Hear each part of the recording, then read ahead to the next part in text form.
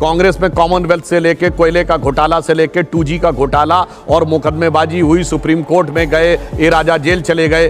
हम थे क्या तब? पीवी नरसिम्हा राव भारत के पहले प्रधानमंत्री थे जो प्रधानमंत्री पद से हटने के बाद उनको बतौर मुजरिम कोर्ट में खड़ा होना पड़ा भ्रष्टाचार के आरोपों में। राजीव गांधी जी देश के पहले प्रधानमंत्री थे जो सीधे बोफोर्स के मामले में घेरे में आए। ये बताइए, आज ये लोग कहते हैं मुलायम सिंह जी के ऊपर डिस्प्रोपोर्शनेट एसेट का केस कब से? 2004 और 5 से। मायावती जी के ऊपर 2005 और 6 से। डीएमके के नेताओं के ऊपर कब? 2007 और 8 थे। और लालू प्रसाद यादव जी 1997 में जेल चले गए। सुधांशु जी, इस समय देश में भ्रष्टाचार के खिलाफ बहुत तेजी से जांच का अभियान चल रहा है। कल प्रधानमंत्री ने भी पार्टी मुख्यालय में इस पर कहा कि ये रुकने वाला नहीं है, हम पर झूठे आरोप लगाए जाएंगे तब भी हम रुकने वाले नहीं। एक सवाल बहुत से लोगों के मन में उठता है कि आखिर ऐसा क्यों है कि जांच एजेंसियों को केवल विपक्ष के नेता मिलते हैं? बीजेपी के किसी नेता के खिलाफ भ्रष्टाचार की जांच क्यों नहीं होती? या ये मानकर सरकार चलती है एजेंसियां कि बीजेपी में भ्रष्टाचार है ही नहीं? देखिए, ये सवाल आजकल बहुत पूछा जा रहा है, तो मैं इस पर बहुत ही टेक्निकल जवाब देता हूं। ये जितनी भी पार्टियां आज भ्रष्टाचार के घेरे में हैं, इन लोगों के कहने का भाव यह है कि 2014 में हमारी सरकार बनने के बाद ये हुआ। मैं विनम्रता से पूछता हूं, इनमें से एक पार्टी का नाम बता दीजिए जिसके पास पिछले 25-30 सालों में भ्रष्टाचार के आरोप में इनके नेताओं ने एजेंसियों की जांच न झेली 2014 से पहले। बताइए, कांग्रेस में कॉमनवेल्थ से लेके कोयले का घोटाला से लेके 2G का घोटाला और मुकदमेबाजी हुई, सुप्रीम कोर्ट में गए, ए राजा जेल चले गए। हम थे क्या तब? मनमोहन सिंह जी के जमाने में केस पैरेट कहा गया। चलिए वो छोड़िए, पीवी नरसिम्हा राव भारत के पहले प्रधानमंत्री थे जो प्रधानमंत्री पद से हटने के बाद उनको बतौर मुजरिम कोर्ट में खड़ा होना पड़ा भ्रष्टाचार के आरोपों में। राजीव गांधी जी देश के पहले प्रधानमंत्री थे जो सीधे बोफोर्स के मामले में घेरे में आए। ये बताइए, आज ये लोग कहते हैं मुलायम सिंह जी के ऊपर डिस्प्रोपोर्शनेट एसेट का केस कब से? 2004 और 5 से। मायावती जी के ऊपर 2005 और 6 से। डीएमके के नेताओं के ऊपर कब? 2007 और 8 थे। और लालू प्रसाद यादव जी 1997 में जेल चले गए थे, 1997 में, और पर्ची फाड़ रहे हैं 2014 के बाद की मोदी जी के ऊपर। तो भाई प्रॉब्लम क्या है कि इनका तो पूरा चरित्र और फितरत ही भ्रष्टाचार है। देखिए, ये इन पार्टियों की एक बड़ी खास बात है, नाम लेना है जाति का, आगे करना है परिवार को, और सत्ता में आने के बाद भ्रष्टाचार करना है। परिवार और भ्रष्टाचार को बचाना है, केवल यह उद्देश्य है, इसीलिए सब मिलकर एक होने का प्रयास कर रहे हैं। कल मोदी जी झूठ बोले, इसका मतलब कल मोदी जी ने ये कहा था अपने भाषण में, अब मैं 2014 के पहले तो कोई ईडी एक्शन ही नहीं लेता था, जांच एजेंसियां एक्शन ही नहीं लेती थी। नहीं, लेकिन 2014 के बाद ही हमने एक्शन लेना शुरू किया भ्रष्टाचार के खिलाफ। लेकिन आपने जितने नाम गिनाए ये तो 2014 के पहले के हैं। आप मेरी बात सुनी नहीं पाए। मैंने 97 में गिराया जब ईडी थी भी नहीं। मैंने वही तो कहा। ठीक है, फोर्स के जमाने में अशोक जी, मतलब कोई भी एजेंसी हो, एक मिनट, एजेंसी कोई भी हो, भ्रष्टाचार में इनको रहना है। नहीं, मैंने क्या कहा आपको कि इसका मतलब भ्रष्टाचार के खिलाफ एक्शन हुई है। एक्शन कैसे हुई है? कोर्ट से हुई है। सर, नीरव मोदी, ललित मोदी, ये दोनों ओबीसी नहीं है, तो ये ओबीसी का अपमान कैसे हो गया? सर ये बताइए, मोदी सरनेम आपने प्रयोग किया, तो मोदी सरनेम किसका होता है? या तो आप सरनेम नहीं कहते। नहीं, लेकिन नीरव मोदी बनिया समाज से आते हैं, ललित मोदी भी ओबीसी नहीं है। अच्छा, ये कांग्रेस पूरा तर्क दे रही है बार बार। नहीं, तर्क, कांग्रेस का तर्क बहुत बढ़िया है। मैं एक बात कहूं आपसे, आपने 2 नाम लिए, ललित मोदी, नीरव मोदी।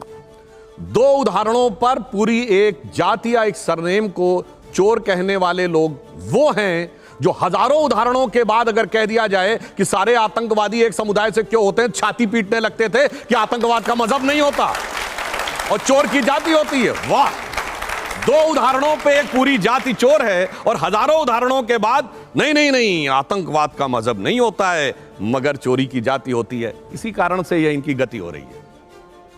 नहीं, लेकिन राजगोपालन जी, ये सवाल पर आपका टेक?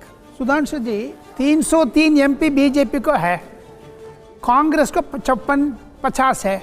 आप क्यों बार बार पार्लियामेंट को रोक रहे हैं? 303 होने के बावजूद भी पार्लियामेंट चलाना चाहिए था, क्यों पार्लियामेंट को रोकना? इसमें आपको क्या अनुभव मिल रहा है? एक तो मैं ये बात ऑन द लाइटर नोट कह दूं, एक दौर था जब हमारे 2 MP होते और आज कितने? 303। ये जनता के आशीर्वाद से हुआ है। जहां तक रोकने की बात है, देखिए वहां पे बहुत स्पष्ट बात। 303 वैसे भारत की एक बहुत पुरानी बंदूक भी है जो आप बता रहे हैं। नहीं, हाँ, मैं ये कह रहा हूं, आप सरकार की आलोचना करिए, हम तैयार हैं। आप भाजपा की आलोचना करिए, हम तैयार हैं। आप मोदी जी के विरुद्ध जितना विश्वमन करना है करिए। आपने क्या क्या नहीं बोला, मौत का प्रकार, मौत तरीका, ये मरेंगे, ये होगा, जाति बोधक शब्द बोले और ये कहा तू चाय बेच, सब चलता है। अगर आप भारत का अपमान करेंगे कि भारत में डेमोक्रेसी खत्म हो गई है और आप कहेंगे so called defenders of democracy, यही वर्ड यूज है, Europe and America defenders of democracy, why they are not reacting, तब तो फिर आप भारत की सार्वभौमिकता यानी सोवरेनिटी ऑफ इंडिया, भारत के कॉन्स्टिट्यूशन, भारत के लोकतंत्र का अपमान कर रहे हैं। तब हमने कहा माफी मांगो। बाकी तो आप गाली बकते रहे, मोदी जी की बोटी बोटी काटने से लेके इसकी मौत मरेगा, उसकी मौत मरेगा, सब बोल लिया। हम उसके ऊपर माफी मांगने को हमने नहीं कहा, हमने इस पे माफी मांगने का। और दुख किस बात का हुआ, स्वतंत्रता के अमृत महोत्सव वर्ष में उस इंग्लैंड की धरती से आपने जाके कहा जिन्होंने हम पे हुकूमत की थी। अरे चलिए कोई बात नहीं, आपको मोदी जी के प्रति, भाजपा सरकार के प्रति बहुत घृणा है, एक आध बार कुछ अच्छी बात भी बोल देते। जैसे मोदी जी ने कहा कि हम बिगेस्ट डेमोक्रेसी नहीं है, we are the mother of democracy. उस इंग्लैंड में जहां खड़े होकर राहुल गांधी ने बोला, वहां कहा जाता ना डेमोक्रेसी शुरुआत कब से हुई, मैग्ना कार्टा 1215 में आया। अरे बोलिए ना, कर्नाटक में अनुभव मंडपम 11वीं शताब्दी से चल रहे थे भगवान बासवन्ना के समय में। ये बोलिए ना, चोल साम्राज्य में बाकायदा इलेक्टेड रिप्रेजेंटेटिव होते थे 10वीं शताब्दी से। ये बोलिए कि वैशाली का पहला गणराज्य था 2500 साल पहले का।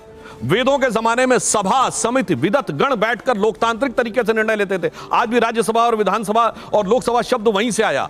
परंतु चलिए, कभी एक बार भी राहुल गांधी ने यह शब्द कभी बोले हो बताइए?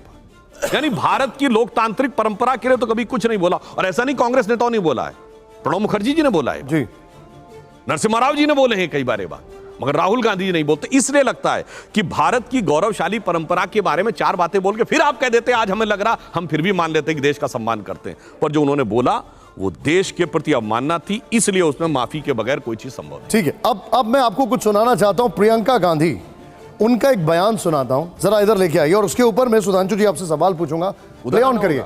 प्रियंका गांधी का एक सवाल, और स्टूडियो में जरा ऑडियो ऑफ करेगा सुधांशु जी, देखिएगा जरा यहाँ पर। हम उधर आए? नहीं, आप उधर ही बैठिए प्लीज, कोई बात। हाँ, एक आदमी का कितना अपमान करोगे, कितना अपमान करोगे? क्या यही है इस देश की परंपरा?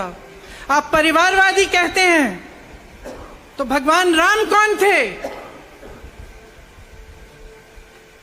भगवान राम को वनवास में भेजा गया, उन्होंने अपने परिवार, अपनी धरती के प्रति अपना धर्म निभाया।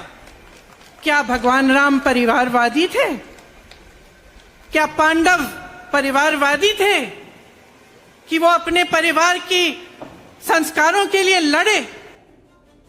अब सुधांशु जी, यहां पर बड़ा सवाल है परिवारवाद, जिसको लेकर आप जाहिर तौर पर, अभी आप कर्नाटक में कल प्रधानमंत्री जी ने भी इस पर बोला है, प्रियंका ने उसका जवाब दिया। आपका टेक इस पर? देखिए, पहली बात, कहां भगवान राम और कहां राहुल गांधी, तो कुछ तो सोचना चाहिए। दूसरी बात, मुझे प्रसन्नता भी है। देखिए, इसमें मेरे मन में मिश्रित अनुभूति आ रही है प्रियंका जी का बयान सुन के, क्योंकि महात्मा गांधी की समाधि पर खड़े होकर जहां हे राम लिखा है, उस राम को काल्पनिक कहने वाले, श्री राम मंदिर के विरुद्ध खड़े होने वाले, श्री राम मंदिर के विरुद्ध जिनके नेता वकील का चोला ओढ़ के खड़े होते थे, राम भक्त कारसेवकों पे गोली चलवाने वाले, कम से कम राम की याद तो आई।